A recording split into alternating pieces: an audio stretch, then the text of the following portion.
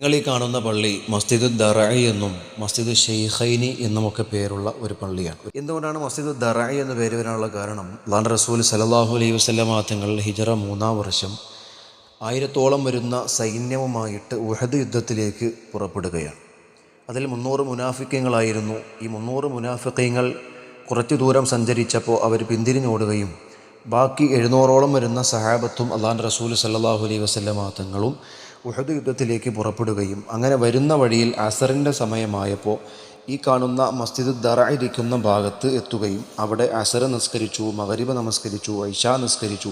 അന്നവിടെ രാത്രി രാപാർക്കുകയും പിറ്റേന്ന് സുബഹി നമസ്കരിക്കുകയും ചെയ്തതിന് ശേഷം ഈ മസ്ജിദ് ഇരിക്കുന്ന ഭാഗത്ത് നിന്നാണ് അല്ലാഹുവിൻ്റെ റസൂലും സഹാബത്തും ഉഹദിലേക്ക് പടച്ചട്ട ധരിച്ചിട്ട് കടന്നുപോയത്. പിൽക്കാലത്ത് ആ സ്ഥലത്തൊരു പള്ളി, ഒരു മസ്ജിദ് വരികയും അതിന് മസ്ജിദ് ദറഇ എന്ന് പേര് വരാനുണ്ടായ കാരണവും അതുതന്നെയാണ്.